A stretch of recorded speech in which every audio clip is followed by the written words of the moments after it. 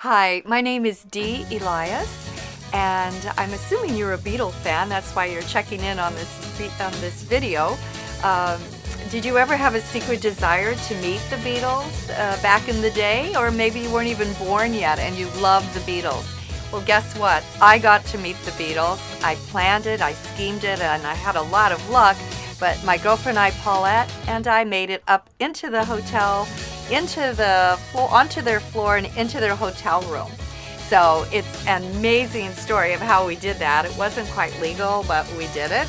So I had to write a book about this experience, and it's called Confessions of a Beatlemaniac by Dee Elias. The great thing is I actually wrote this 45 years ago after my wonderful experience of Beatlemania and meeting the Beatles. I decided to write everything down in a manuscript form and draw some cute cartoons to go with the story so that I could remember it now in this day and age.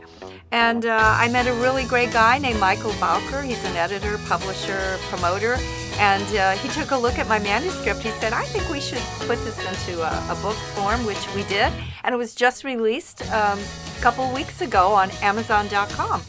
So let me tell you a little bit about it, though. It's a true story for sure, and it captures those teenage years back in the early 60s when I was 14 to 16, and it was the first time my friends and I experienced love for the first time, with the Beatles. I myself personally loved Paul McCartney, along with millions of other fans, but I felt I was the most loyal and loving of all the fans, and I had to meet him. Paul had to know that I existed. He had to know that I cared for him. And so it was going to take whatever it took for me to meet him and the other Beatles. And my friend Paulette, her favorite was Ringo, and she felt the same way. And I'm sure you did too if you lived that time period that I did. So we had all kinds of escapades during those crazy years. My parents had no idea what we were up to. But we went to Beatle rallies, we went to all the Beatle movies, we were in line overnight to get the tickets. We were in mob scenes all the times when I couldn't even breathe. I thought I was going to die because my necklace was choking me in the mob scene.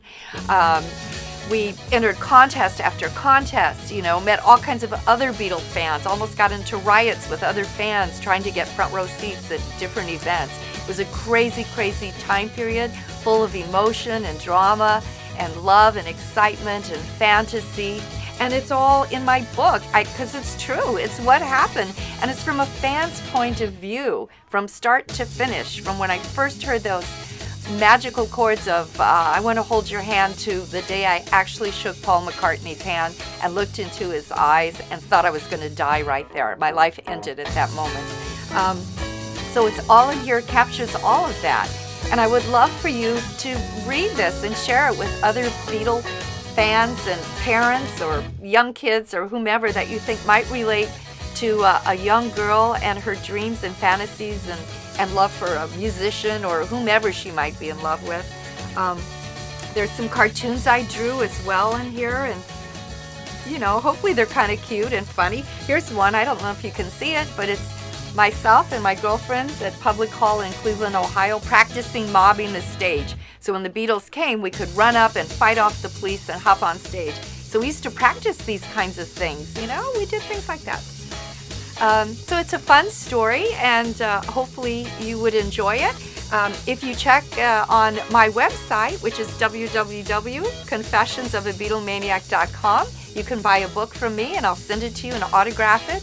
Or you can buy it from Amazon.com. So I hope to hear from you, and I hope you enjoy this story. Let me know your own stories too. That would be fun.